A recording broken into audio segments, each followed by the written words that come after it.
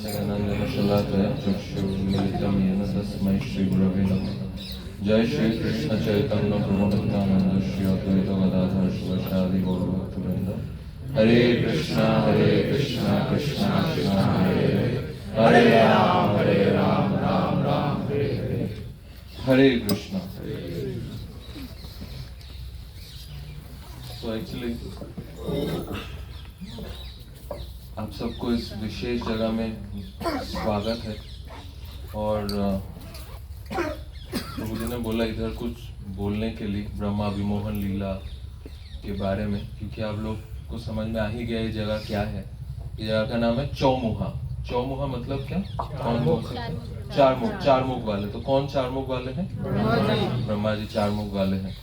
तो ब्रह्मा विमोहन लीला एक ऐसा लीला है कृष्ण चरित्र में, श्रीमद् भागवतम के 10वें स्कंद में, जो बहुत विशेष है, बहुत इंटेंस है और उसका बहुत फार रीचिंग कंसिक्वेंस है, उसका बहुत सारा आफ्टर इफेक्ट्स भी है उसका। तो बहुत ही इंटेंस पास टाइम था। उसके बाद आज हम लोग जहाँ जा रहे हैं, गरुड़ गोविंद और रामताल, ये सब जगह बहुत महत्वपूर्ण था। तो प्रभु जी बोले बोलने के लिए। मैं तो सोच के आया था कि प्रभु जी बोलेंगे, हम लोग सब सुनेंगे। और प्रभु जी ने बोला नहीं, बोलना है। तो बोलने के लिए तो कुछ प्रिपरेशन चाहिए, क्योंकि बिना कुछ सुन के कुछ बोल सकते हैं। ऐसा तो नहीं कि अंदर से स्फुरित हो रहा है विशेष भाव, ऐसा कुछ नहीं है। अंदर से अगर स्फुरित कुछ हो रहा है तो बिल्स याद आ रहा है, रूम का चेकआउट डेट्स याद आ रहा है, और याद आ रहा है कोई फ़ोन करके बोल रहे हैं नल नहीं चल रहा है, एसी नहीं चल रहा है, डेकोरेटर को पूछना है, लाइट घूम गया है, पंखा में आवाज आ रहा है, ये सब आ रहा है। इसमें तो मैं खुद ही विमोहित हूँ, और कैसे मैं ब्रह्मा जी का विमोहन कैसे बोलूँगा पता नहीं। क्या है एक्चुअली ये जो जगह है ब्रह्मा विमोहन, विमोहन वी इसलिए बोला गया विशेष रूप से मोहित होना। मतलब ब्रह्मा जी ऑलरेडी मोहित थे ही, ऐसा नहीं कि वो पहले मोहित हुए। ब्रह्मा जी फिर से मोहित हो गए, और इस बार थोड़ा ज्यादा इंटेंस तरीके से मोहित हो गए ब्रह्मा जी। मतलब भगवान उनके कहने पे ही आए थे। जैसे प्रभु जी बोल रहे थे कि ब्रह्मा जी गए महाविष्णु के साथ। आप लोग किस किस को याद है ये कथा? ब्रह्मा जी गए महाविष्णु के साथ, कहाँ गए थे? बस कुछ लोग को याद, बाकी सब लोग भूल गए। गोलोक वृंदावन में गए थे, राइट? वहां पे कृष्ण के अंदर देखे सारे जो अवतार है वो प्रवेश कर रहे हैं, और फिर कृष्ण बोले अब मैं आ जाऊंगा, ऐसे करके कृष्ण आए। तो कृष्ण आए और आके एकदम एक साधारण बालक जैसा आचरण किए। साधारण में भी असाधारणत्व तो था ही, लेकिन साधारण भाव भी बहुत ज्यादा ही था कृष्ण का। और जो देख के कोई भी सोच सकता है ये तो भगवान नहीं है, ये तो साधारण एक बालक है, ऐसा सोच सकते हैं। तो ब्रह्मा जी ये सब देख के तो मोहित थे। ब्रह्मा जी बहुत ज्यादा कंफ्यूज हो गए जब हम लोग जब आ रहे थे आज। तो आप देख सकते हैं जगह है जहाँ पे लिखा हुआ था जयत, राइट? तो वृंदावन में हर एक जगह का नाम का बहुत मीनिंग है, मीनिंगफुल नेम्स है। कोलकाता जैसा नहीं, पार्क सर्कस है ना, ऐसा नहीं। स्प्लैनेड क्यों है नाम पता नहीं। चांदनी चौक, चांदनी तो कुछ दिखता नहीं, चौक पता नहीं कि ऐसा मीनिंगलेस नाम वृंदावन में नहीं है। वृंदावन में हर जगह का नाम बहुत विशेष है। तो उस जयत में कृष्ण ने अघासुर का वध किया था, और अघासुर का जैसे ही वध किए तो सब जय जय करने लगे, जय जय जय। तो इसलिए उस जगह का नाम पड़ गया जय। जैसे हम लोग एक श्लोक पढ़ते हैं ना मुकुंदमाला स्तोत्र में, जयति जय जयति जयति जय कृष्णस्य चंद्र, इस तरीके से। तो वहां पे जय जय किए। और अघासुर इतना प्रतापशाली था, इतना भयंकर था, इतना दानवीय था, इतना शक्तिशाली था कि कोई उसको मार नहीं पा रहा था। लेकिन कृष्ण उनको बहुत आसानी से मार दिया, और इस तरीके से मारे, मतलब कृष्ण उनका जो ब्रह्मरंध्र है वो छेद करके कृष्ण बाहर आ गए। तो ब्रह्मरंध्र छेद करके निकल के प्राण मतलब आत्मा निकल के मृत्यु जो होता है वो सिर्फ बहुत बड़े अष्टांगी योगियों का होता है। तो एक राक्षस का ऐसा मृत्यु कैसे हो सकता है, ये देख के ब्रह्मा जी बहुत अचंभित हो गए। और जैसे कृष्ण अगासुर का जो ब्रह्मरंध्र उसका छेद कर दिए, उधर से अगासुर का जो आत्मा है वो निकल गया, वो आकाश पे कुछ देर घूमता रहा, और जैसे कृष्ण बाहर आए वो आत्मा आके कृष्ण में समा गए। ब्रह्मा जी बहुत ज्यादा कंफ्यूज हो गए, कैसे ऐसा हुआ। तो ब्रह्मा जी फिर बहुत ज्यादा गौर से देखने लगे, कौन है ये, क्या कर रहा है, क्या क्या इनका पास टाइम है। तो फिर कृष्ण घूमते घूमते उनके जो मित्र है उन सबके साथ कृष्ण आते हैं यमुना के तट पे। और यमुना के तट पे जब कृष्ण आते हैं, कृष्ण के साथ इतने सारे ग्वाल बाल थे कि उनका काउंट जो है वो लाख करोड़ों में नहीं हो रहा था, उनका काउंट हो रहा था अर्बुद, शंख और पद्म, ये 3 कैलकुलेशन में। और ये चैतन्य चरितामृत में श्रील प्रभुपाद कैलकुलेशन देते हैं, करोड़ से भी 100 टाइम ज्यादा है शंख, राइट, अर्बुद से भी 10 टाइम ज्यादा है शंख, और शंख से भी 10 टाइम ज्यादा है पद्म। तो ऐसे लिखा गया है, अनंत अनंत अर्बुद, अनंत अनंत शंख, अनंत अनंत पद्म फ्रेंड्स थे कृष्ण के, और उतने ही ज्यादा बछड़े और गाय भी साथ में थे, कृष्ण के साथ थे सब लोग। तो इतने जन के साथ कृष्ण बैठे यमुना तट में, यमुना पुलीन में, और भोजन करने लगे, पिकनिक करने लगे सबके साथ। जैसे ऐसे ही हम लोग बैठे हुए इधर, ऐसे ही कृष्ण बैठे, कुछ आसन वासन कुछ नहीं था। तो ऐसे ही कृष्ण बैठ के जब खा रहे थे, और उन लोगों का प्रसाद लेना बहुत स्पेशल होता था।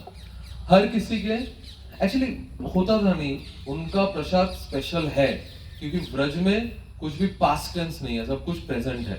अभी भगवान ये सारा लीला इधर कर रहे हैं, बस हम लोग देख नहीं पा रहे क्योंकि हमारे रेंज में वो हम लोग कैप्चर नहीं कर पा रहे। तो कृष्ण जैसे ही उन लोगों का जो भोजन है बहुत ही स्पेशल होता है अगेन। तो सब लोग अपने घर से अलग अलग पकवान बना के लेके आते हैं और सब कृष्ण को देते हैं टेस्ट करने के लिए, कृष्ण देखो कैसा हुआ। तो कृष्ण खाते हैं, कृष्ण बोलते हैं हाँ ये अच्छा हुआ, तो फिर बाकी लोग भी खाते हैं। इस तरीके से कृष्ण को सब थोड़ा खा रहे थे और कृष्ण बोल रहे थे अरे ये मुझे नहीं दिए, तो वो अपने मुंह से ही दे दी, अरे कृष्ण ठीक है खा के देखो कैसा लग रहा है। तो ऐसा ऐसा सब हो रहा था। होते होते एक बार किसी के घर से छाछ आया, तो वो छाछ देख के बहुत अच्छा लग रहा था। जैसे जो भोजन जिनको बहुत अच्छा लगता है, खाना जिनको पसंद है, खाने में जो एक्सपर्ट होते हैं, वो कुछ कुछ जो आइटम्स है उसको देख के समझ जाते हैं कि ये कैसा बना है ना। वो देख के बोल सकते हैं नहीं इसमें नमक कम है, इसमें थोड़ा अच्छा नहीं लग रहा है देखने में। जैसे मैं सुना प्रभंजन प्रभु के बारे में, वो काला सब्जी जब बनते हैं बोलते हैं ये अच्छा नहीं बना है, ऐसा बोलते हैं। उनका सब्जी थोड़ा ब्राइट होना चाहिए, प्रभु जी बोलते हैं।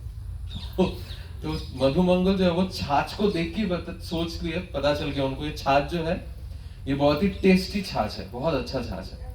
तो मधुमंगल बोलते ठीक है पहले मुझे टेस्ट कराओ, मैं पहले टेस्ट करूंगा, और ये लग रहा है अच्छा छाछ नहीं बना है, अच्छा नहीं होगा तो कृष्ण को नहीं देंगे, ऐसा बोले। और मधुमंगल मुंह खोले और पूरा छाछ उनके मुंह में चला गया और मुंह उनका फूल गया।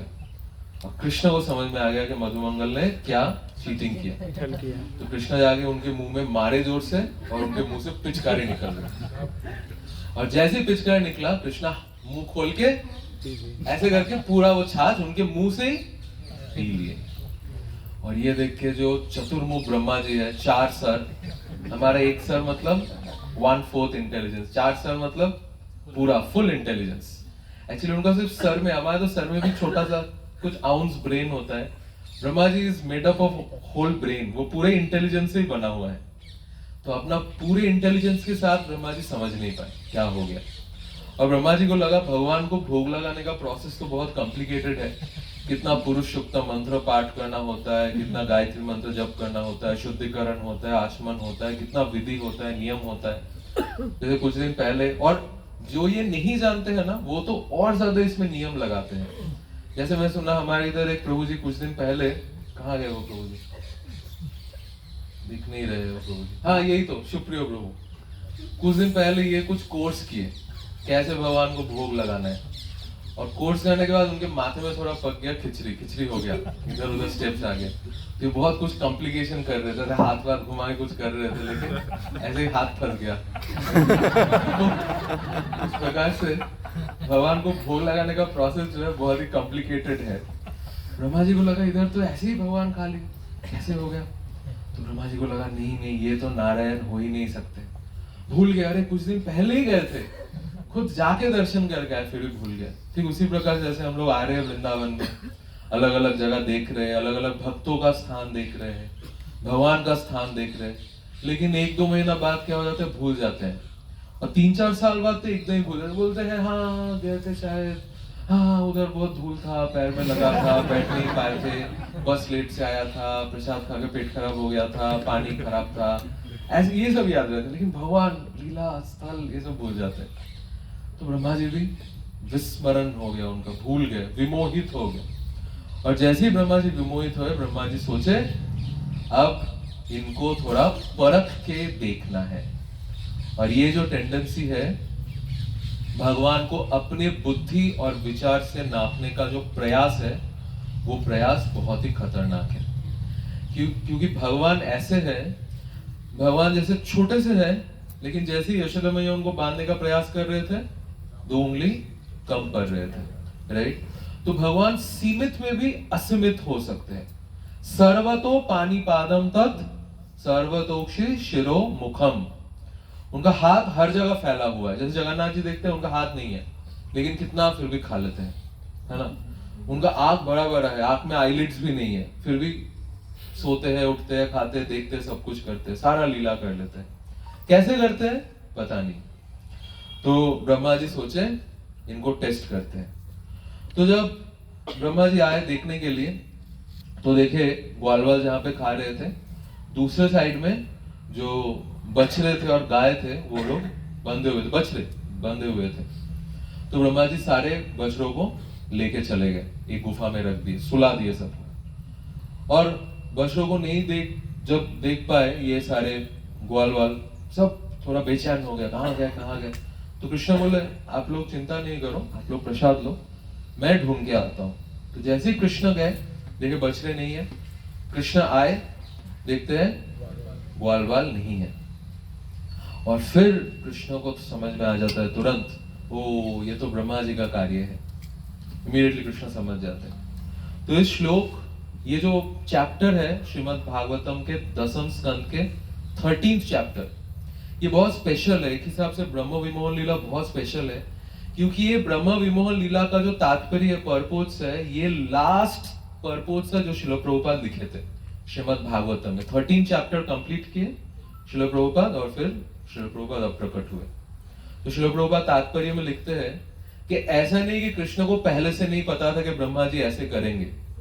कृष्ण को पता था ब्रह्मा जी ऐसे करने वाले हैं। इनफैक्ट कृष्ण तो उनके हृदय में बैठ के उनको ही प्रेरणा दे रहे थे, ऐसा करो, ऐसा लीला करो, राइट? उनके माथा तो कौन खराब किए थे? कृष्ण ही खराब किए थे। कृष्ण के जो बहिरांग शक्ति है वही खराब किए थे। तो कृष्ण को सब कुछ पता था, लेकिन कृष्ण फिर भी कुछ मोमेंट के लिए ये विस्मृति दिखाए। क्यों दिखाए? क्योंकि कृष्ण बाल लीलाएं कर रहे थे। नरो वपु का जो लीला है, कृष्ण जो मनुष्य जैसा शरीर धारण किया, मनुष्य नहीं है कृष्ण, मनुष्य जैसा शरीर धारण किए हैं, ये बहुत स्पेशल, ये बहुत विशेष है, ये अनोखा है। चैतन्य चरितामृत में लिखा जाता है कृष्ण का सबसे विशेष लीला है। जैसे पुराने जितने भी लीला कृष्ण किए हैं दूसरे अवतारों में, वो सारे अवतारों से सबसे प्रमुख और सबसे विशेष लीला है, और सारे रसों का संपूर्ण तरीके से रिविलेशन हुआ है।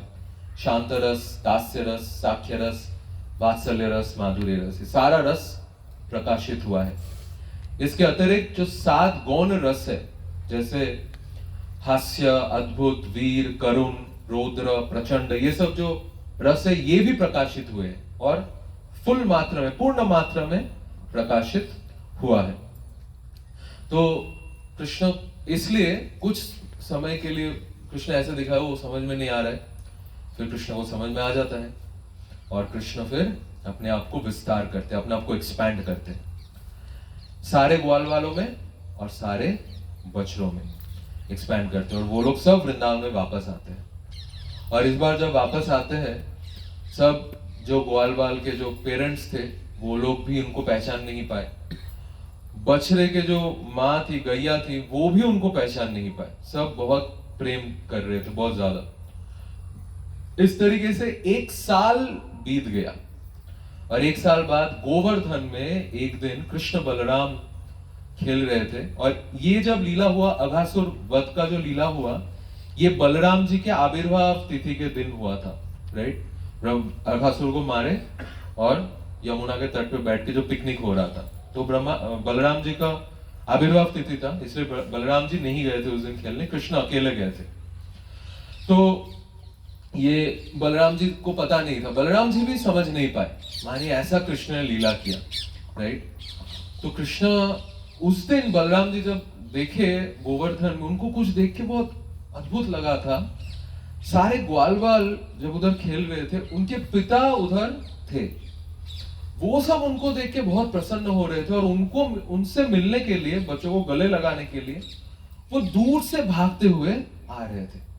अब बलराम जी सोचे ठीक है, ऐसा हो सकता है, लेकिन कुछ देर बाद देखिए वो जो बछड़े थे, बछड़े क्या है 1 साल में ना बहुत बड़ा हो जाता है। जैसे हम लोग का जो गोकुल धाम में रणछोड़ है, वो जब आया था वो छोटा सा था, अभी बहुत बड़ा हो गया कुछ ही महीने में, शायद कितना 7-8 महीने में बहुत बड़ा हो गया, उनके माँ के हाइट का हो गया, गोमती के हाइट का हो गया। उसी प्रकार से बछड़े जो थे वो गाय बन गए थे, अभी गाय या बैल बन गए थे, लेकिन फिर भी उनके जो माँ है, गैया है, वो उनको देख के गोवर्धन के ऊपर से भागते हुए नीचे आ रहे थे और उनके जो उनसे दूध निकल रहा था बच्चों को पिलाने के लिए। ये देख के बलराम जी को तुरंत समझ में आ गया और बलराम जी सोचे, ओ मैं कैसे समझ नहीं पाया, ये तो सब कृष्ण ही एक्सपैंड करके रखे अपने आप को। तो कृष्ण की तरफ बलराम जी देखे, बलराम जी को देख के सोचे, अरे कृष्णा तुम ऐसा कर दिए। तो कृष्ण बोला, हाँ आप तो समझ ही गए कारण क्या है। तो बलराम जी भी कृष्ण को कई बार समझ नहीं पाते हैं और हम लोग कई बार कृष्ण को समझने का प्रयास करते हैं अपने बुद्धि के माध्यम से, है ना। कितना कितना मैंने ओवर एम्बिशन है, ऐसा ओवर एम्बिशन जो कभी पूरा नहीं होने वाला है। मैं कुछ दिन पहले एक मूवी का डिस्क्रिप्शन किसी को दे रहा था। एक मूवी हम लोग जब छोटे से देखे थे, एक व्यक्ति था, उसका नाम था बांछाराम। जो बंगाली लोग हैं वो जानते हैं बांछाराम में बागान, है ना। तो वो बांछाराम जो था, उनका एक बगीचा था बहुत सुंदर। तो जमींदार वो बगीचा लेने का प्रयास किया, वो मर गया। उसके बेटे आया सीन में, तो उसके बेटे भी बड़े हो गए, बांछाराम बहुत बुरे हो गए। वो भी प्रयास किया बहुत, लेकिन उनके बेटे भी मर गए, लेकिन बांछाराम अभी तक बागान पकड़ के, बगीचा पकड़ के बैठे रहे। तो मतलब इसको बोलते हैं ओवर एम्बिशन, जो कभी पूरा नहीं होने वाला है। तो ब्रह्मा जी का ओवर एम्बिशन, मतलब हम लोगों का ओवर एम्बिशन, हम लोग मतलब बहुत ही दुर्भाग्य के विषय, हम लोग भगवान को अपने बुद्धि के माध्यम से समझने का प्रयास करते हैं। और अभी ब्रह्मा जी के लोक के कैलकुलेशन में जस्ट 1 मोमेंट समय ही बीता था, राइट। ब्रह्मा लोक के कैलकुलेशन में यहाँ पे 1 साल बीत गया था, उधर 1 मोमेंट बीता था। तो ब्रह्मा जी ग्वाल बाल और बच्चों को गुफा में रखे थे, वापस आए देखने के लिए, देखिए इधर पूरा सेट है। ब्रह्मा जी सोचे, कैसे हो सकता है, फिर से वापस गए, देखिए उधर सब सो रहे। ब्रह्मा जी को समझ में आ गया, गोलमाल हो गया, भगवान ने ऐसा कुछ कर दिया जो मेरे बुद्धि से परे है। अब जब ब्रह्मा जी आते हैं, देखते कृष्ण बीच में खड़े हैं और सारे ग्वाल बाल और सारे बछड़े जो है वो सब चतुर्भुज विष्णु के स्वरूप में दर्शन दे रहे। हरि बोल, हरि बोल। और उनके सामने सारे, हर एक विष्णु के सामने बहुत सारे देवी देवता सब हाथ जोड़ करके खड़े हैं और उनका ग्लोरिफिकेशंस कर रहे हैं। साथ ही साथ जो श्रुति मंत्र है, तो श्रुति मंत्र भी उनके सामने खड़े हैं और उनका गुणगान कर रहे हैं। उनके चरणों में सप्त ऋषियां भी खड़े हैं, वो भी गुणगान कर रहे हैं। भगवान के सारे जो अस्त्र है वो भी एक एक स्वरूप लेके भगवान के सामने खड़े हैं और भगवान का गुणगान कर रहे हैं। तो इतना कुछ देख के ब्रह्मा जी का माथा घूम जाता है, 4 सर ब्रह्मा जी का घूमने लगता है।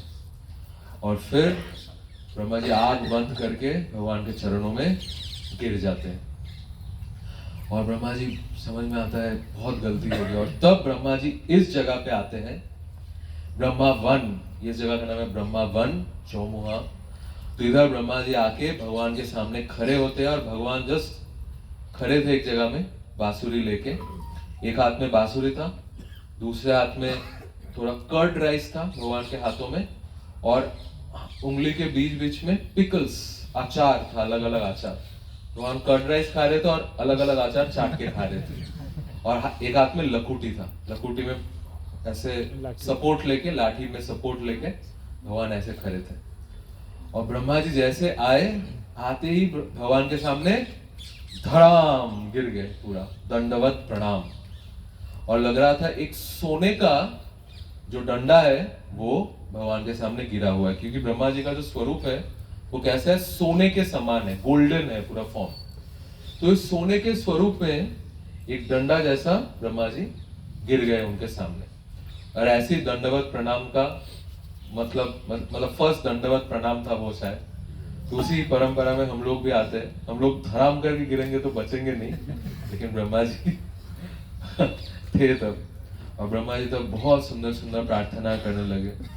सबसे पहला प्रार्थना ये की है ब्रह्मा जी, जो चैतन्य चरितामृत में भी चैतन्य महाप्रभु फिर से उसको रिपीट करते हैं। ब्रह्मा जी बोलते हैं कि कोई अगर ये क्लेम करता है कि मैं कृष्ण को जानता हूं, वृंदावन को जानता हूं, तो ऐसे वो क्लेम करते रहे, ऐसे वो ब्लैबर करते रहे, लेकिन मैं तो ये बोलूंगा कि मैं नहीं समझता हूं, और वैसे मूर्खों को समझाने के लिए मैं कभी भी अपना समय बर्बाद नहीं करूंगा। इसलिए हमें भी बर्बाद नहीं करना चाहिए। अगर कोई स्पष्टतया बोल रहा है मैं भगवान को नहीं मानता हूं, भगवान का भक्ति नहीं करना चाहता हूं, तो उनके लिए भगवान से प्रार्थना करके आगे बढ़ जाना चाहिए, राइट। उनको कभी पर्सुएट करना नहीं चाहिए। तो ये ब्रह्मा जी का प्रार्थना है। और फिर ब्रह्मा जी बोलते हैं ज्ञाने प्रयास मुदपान नमन्ति एव जीवंती सन्मुखरिदम भवदीय वार्ता। ज्ञान के माध्यम से अगर हम भगवान को जानने का प्रयास करेंगे, फेल हो जाएंगे, टेरिबली फेल हो जाएंगे। ज्ञाने प्रयासम, प्रयास, क्योंकि ज्ञान के माध्यम से हम कभी भी परफेक्शनल स्टेज में नहीं पहुंच सकते। तो वो प्रयास हम लोग जारी रख सकते हैं, लेकिन उससे सक्सेस कभी भी नहीं आएगा। ज्ञाने प्रयासम उदापानम नमन्ति एव जीवंती सन्मुखरिदम भवदीय वार्ता। तो करना क्या चाहिए? करना चाहिए, सुनना चाहिए, हमें अच्छे से श्रवण करना चाहिए। श्रवणादि शुद्ध चित्ते करय हृदय। तो जो सुनते हैं भगवान के बारे में, उनके लिए क्या होता है?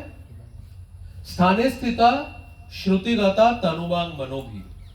इसलिए धाम में आके या कहीं पे भी रह के, कहीं पे भी हम लोग हो, हमें बहुत अच्छे से श्रवण करना चाहिए, बहुत ही अच्छे से श्रवण करना चाहिए। एक्चुअली श्रील प्रभुपाद के जो सारे शिष्य थे, उन सबका मोटा मोटी, अभी भी जो लोग हैं, सबका मोटा मोटी जीवन का शेड्यूल, दिन का शेड्यूल ऐसा रहता था, उठ के वो लोग क्या करते हैं? श्रील प्रभुपाद का लेक्चर सुनते हैं। उठ के जैसे ही उठते हैं प्रभुपाद का लेक्चर सुनते रहते हैं, क्योंकि नींद ऐसा एक समय रहता है जिसमें हम लोग सबसे ज्यादा अज्ञान में रहते हैं।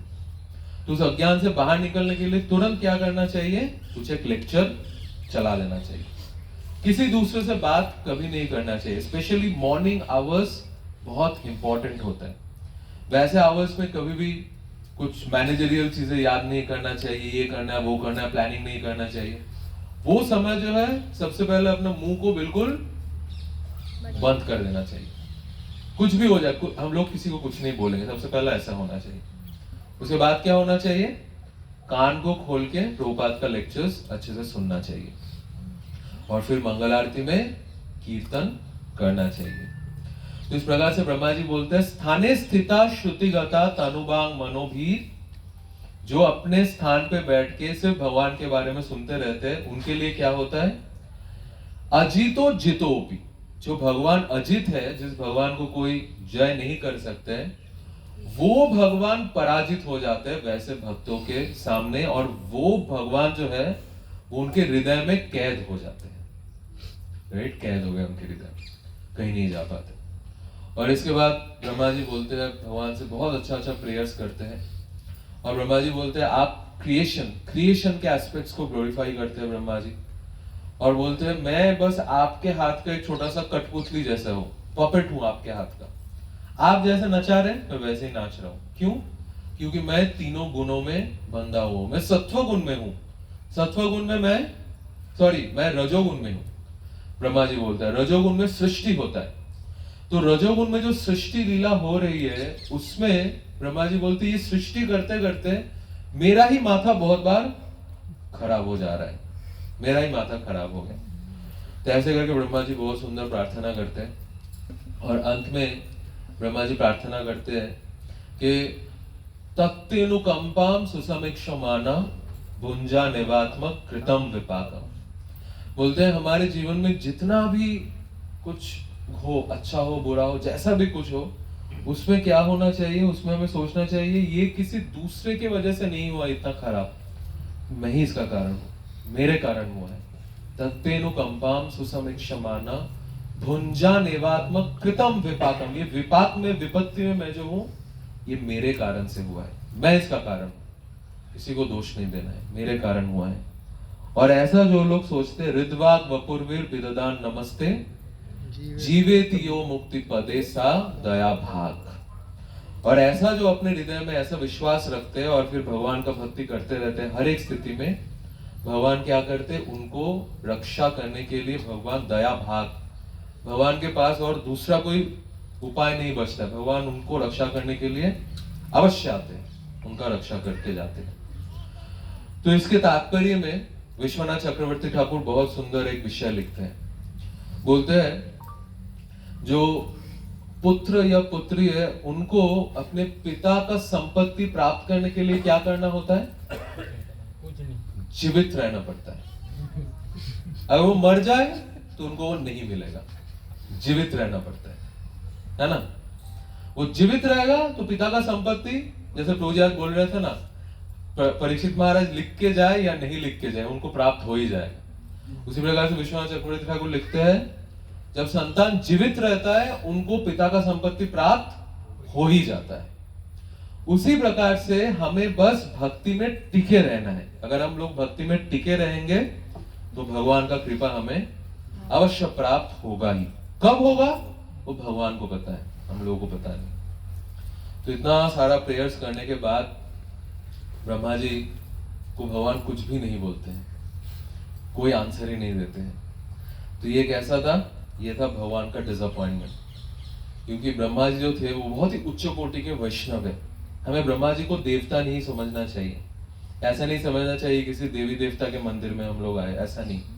ब्रह्मा जी उच्च कोटि के वैष्णव है, महाजन है, जिनको शास्त्रों का सारा जो निर्णय है वो पता है, वैसे महाजन है ब्रह्मा जी। और साथ ही साथ ब्रह्मा जी कौन है, हमारे परंपरा के गुरु है। ब्रह्म माधव गौरीय संप्रदाय है ना, हमारा संप्रदाय कहां से शुरू हो रहा है, ब्रह्मा जी से शुरू हो रहा है। माधवाचार्य और ब्रह्मा जी, नारद मुनि, ऐसे हमारा परंपरा शुरू हो रहा है। ब्रह्मा जी से नारद मुनि, नारद मुनि से व्यासदेव, व्यासदेव से माधवाचार्य, और फिर हमारा परंपरा। इसलिए हम लोग जब जगन्नाथपुरी में आप लोग जब जाएंगे तब देखेंगे ये टोटा गोपीनाथ मंदिर के सामने जो पुरुषोत्तम गौरी मठ है, वहां पे भक्ति सिद्धांत सरस्वती ठाकुर ने माधवाचार्य और व्यासदेव का विग्रह स्थापित किया है, और उसके बाद भक्ति सिद्धांत सरस्वती ठाकुर का विग्रह है। मतलब हमारा परंपरा वहां से आ रहा है। तो ब्रह्मा जी इतने उच्च कोटि के वैष्णव है, लेकिन फिर भी क्यों ब्रह्मा जी कंफ्यूज्ड हुए, ये भगवान का डिसअपॉइंटमेंट था। तो भगवान बाकियों से कुछ भी एक्सपेक्ट नहीं करते हैं, लेकिन अपने भक्त, भगवान के भक्त जब वो ऐसा इरेस्पॉन्सिबिलिटी करते हैं, भगवान उनसे थोड़ा सा अप्रसन्न होते हैं। इसलिए एक रिस्पॉन्सिबल भक्त बनना ये बहुत एक इंपॉर्टेंट विषय है। हमें रिस्पॉन्सिबल भक्त बनना चाहिए, ऐसा भक्त जिनके ऊपर रिस्पॉन्सिबिलिटी दिया जाए। जैसे प्रभु जी बोल रहे थे ना, वॉलंटियर्स होते हैं और कुछ गोलमाल हो गया, वो बाद में आके बोलते हैं ओ हम लोग तो इधर ही थे प्रभु जी, हम लोग तो गोलमाल होने के बाद आके बोलते हैं। तो रिस्पॉन्सिबिलिटी का जो फैक्टर है ये बहुत इंपॉर्टेंट है। और कृष्ण देखिए कितना ब्रह्मा जी को सहायता की है ना। अगर हम लोग भागवतम पढ़ते हैं शुरू से, सेकंड कैंटो, थर्ड कैंटो पढ़ते हैं, उधर हम लोग देखते हैं ब्रह्मा जी को पहले भगवान ज्ञान देते हैं, उनके हृदय में ज्ञान संचारित करते हैं, उनको गाइडेंस देते हैं, ऐसा करो ऐसा करो ऐसा करो।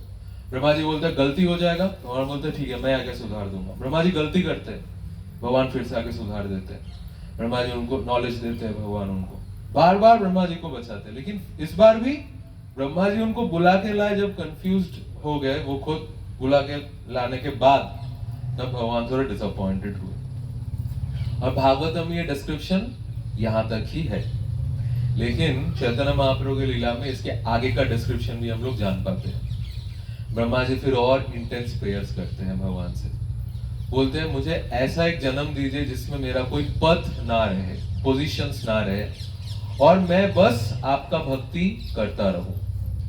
तो चैतन्य महाप्रभु के रूप में भगवान जब आते हैं तब ब्रह्मा जी जो है वो हरिदास ठाकुर बन के प्रकाशित होते हैं। और ब्रह्मा जी तो इधर हरिदास ठाकुर की लीला तो करते हैं नामाचार्य के रूप में, लेकिन ब्रह्मा जी का और भी एक लीला होता है। एक बार ब्रह्मा जी जाते हैं भगवान से मिलने भगवान के धाम में, और कृष्ण के जो गार्ड है वो अंदर जाके भगवान से पूछते हैं कि ब्रह्मा जी आए। कृष्ण बोलते हैं जाके पूछो कौन सा ब्रह्मा। तो कृष्ण पूछते हैं कौन सा, वो गार्ड आके पूछते हैं कौन सा ब्रह्मा। तो फिर ब्रह्मा जी बोलते हैं चतुष्कुमार सनकादिक के जो पिता है वो वाले ब्रह्मा, और जिस लोक में, जिस ब्रह्मांड में कृष्ण गर्भ आविर्भाव हुआ थे वो वाले ब्रह्मा, ऐसे बोल देते हैं। लेकिन ब्रह्मा जी के अंदर था कि क्यों ऐसा पूछे, और कितने ब्रह्मा होते हैं, ऐसे पूछते हैं। तो कृष्ण को आके प्रणाम करते हैं ब्रह्मा जी। कृष्ण बोलते हैं सब कुछ ठीक है आपके लोक में। ब्रह्मा जी बोलते हैं हाँ सब कुछ ठीक है, लेकिन उसके पहले एक क्वेश्चन है। आपने पूछा कौन सा ब्रह्मा, और भी कोई ब्रह्मा होते हैं क्या, ऐसा पूछते हैं। तो भगवान बोलते हैं ओ अच्छा अच्छा ठीक है रुकिए, आंसर देते हैं। तो तुरंत भगवान आंख बंद करते हैं और फिर आंख खोलते हैं, और सामने ब्रह्मा जी देखते हैं बहुत सारे ब्रह्मा आ गए। किसी के 10 सर, किसी का 20 सर, 100 सर, लाखों सर, करोड़ों सर वाले ब्रह्मा जी सब आए। और उनको देख के जो हमारे ब्रह्मा जी थे, जो छोटे है बस 4 सर वाले छोटे से ब्रह्मांड के छोटे से ब्रह्मा जी, वो साइड हो जाते हैं कि ये सब ब्रह्मा बहुत बड़े बड़े हैं। तो उनके सामने वो चींटी जैसे लग रहे थे, मच्छर जैसे लग रहे थे, वो साइड हो गए। और ये सारे ब्रह्मा जो आए, इनके साथ रुद्र भी आ गए, सारे रुद्र, सारे आदित्य सब आ गए उधर, और सब आके भगवान के चरणों में प्रणाम किए। भगवान का जो चरण था, चरण के सामने चरण भी नहीं छुए, इतना भगवान से वो लोग एटिकेटेड डिस्टेंस मेंटेन कर रहे थे, इतना संभ्रम था भगवान के प्रति। दूर से दंडवत किए और भगवान के सामने हाथ जोड़ करके आंख नीचे करके खड़े रहे, और भगवान से पूछे बताइए प्रभु क्या सेवा है, ऐसे करके सारे ब्रह्मा जी पूछे। तो फिर भगवान बोलते हैं कि नहीं बस ऐसे ही मिलने का इच्छा हुआ था, सब ठीक है, तो कोई असुरों का भय नहीं, तो ऐसे पूछते। सारे ब्रह्मा जी बोलते हैं क्यों असुर का भय रहेगा, आप तो हमारे लोक में अभी आके गए, आप तो हमारे लोक में अभी आके गए, आप तो हमारे लोक में अभी आके गए। और तभी ब्रह्मा जी सोच रहे थे, ओ मैं सोचा बस हमारे ब्रह्मांड में भगवान आए, लेकिन भगवान तो सारे ब्रह्मांड में आ गए थे।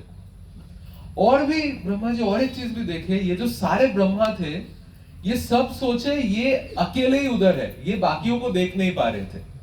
कृष्ण सबको देख पा रहे थे, और ये वाले छोटे जो हमारे ब्रह्मा जी है वो भी सबको देख पा रहे थे। और ये सब जब चले गए तब ब्रह्मा जी को फिर से लगा नहीं, मैं तो बहुत ही इनसिग्निफिकेंट हूं।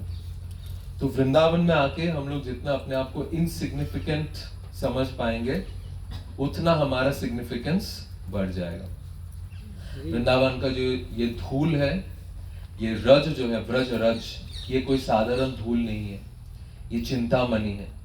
और इसको अपने मस्तक में धारण करने के लिए स्वयं उद्धव जी, ब्रह्मा जी सब इधर घास के तिनके बन के आते हैं। उनका इच्छा होता है घास का तिनका बन के रहो, और ये धूल जो है, ये जो ब्रज रज है, चिंतामणि जो है, हमारे सर में लगे। तो इस तरीके से ब्रह्मा जी का बहुत अद्भुत सुंदर लीला है। हम लोग सब ब्रह्मा जी से प्रार्थना कर सकते हैं। ब्रह्मा जी विशेष करके कृपालु है हम सबके प्रति। और श्रील प्रभुपाद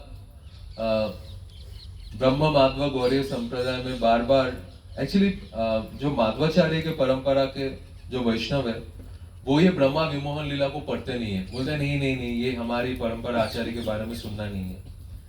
लेकिन चैतन्य महाप्रभु के धारा में हम लोग ये लीला पढ़ते हैं, पढ़ के और भी भगवान का ग्लोरिफिकेशन अच्छे से करते हैं, और इससे ब्रह्मा जी हमसे और भी ज्यादा प्रसन्न होते हैं।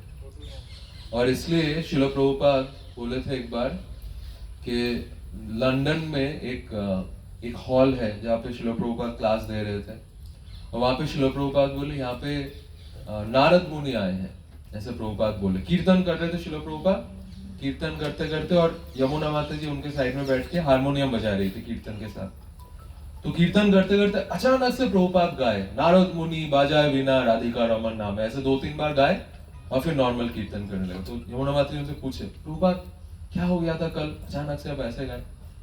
तो प्रभुपाद बोले, अरे आप देखे नहीं, नारद मुनि तो उधर आए थे। यमुना माता जी चौंक गई। और एक बार प्रभुपाद अमेरिका में थे तब, तो ऐसा एक हॉल बुकिंग किया गया था, और उस हॉल में लोग नहीं आए थे, बहुत ही 2-3 जन आए थे। तो बाद में बहुत लोग बहुत माफी मांग रहे थे प्रभुपाद से, माफ कर दीजिए, ज्यादा लोग आ नहीं पाए। तो फिर प्रभुपाद बोले, नहीं नहीं, इधर तो ब्रह्मा जी थे, नारद मुनि थे, सब लोग थे। तो इस तरीके से प्रभुपाद ने हमें समझाया, और भक्तिसिद्धांत सरस्वती ठाकुर प्रभुपाद ये पूरा जो धारा है चैतन्य महाप्रभु में समझाते हैं कि ब्रह्मा विमोहन लीला कितने इंपॉर्टेंट है। इसलिए हम लोग इस जगह पे चौमुहा में ब्रह्मा जी का दर्शन करने, ब्रह्मा जी से प्रार्थना करने। और सबसे एक अनुरोध भी है कि ये जो जगह देख रहे हैं इतने रिमोट में है, इतना दूर है, और यहाँ के जो भक्त लोग हैं सब इस जगह को संरक्षित करके रखे, इसलिए हम लोग आ पा रहे हैं, जगह का दर्शन कर पा रहे हैं। इसलिए साध्य अनुसार कुछ कुछ सेवा अवश्य दीजिए इधर, ताकि ये जगह सुरक्षित रहे। ब्रह्मा जी का स्थली है ये, और ब्रह्मा जी का कृपा भी हम सब लोगों को फिर मिलेगा।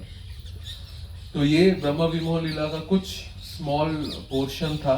अभी हम लोग यहाँ से जाएंगे रामताल और गरुड़ गोविंद, और उधर रामताल में जाके थोड़ा सा हम लोग कथा करेंगे गरुड़ गोविंद और रामताल के बारे में, वो 2 जगह के बारे में। हरे कृष्णा कृष्णा कृष्णा हरे हरे, हरे राम राम राम हरे हरे। तो अभी सब लोग धीरे धीरे बस में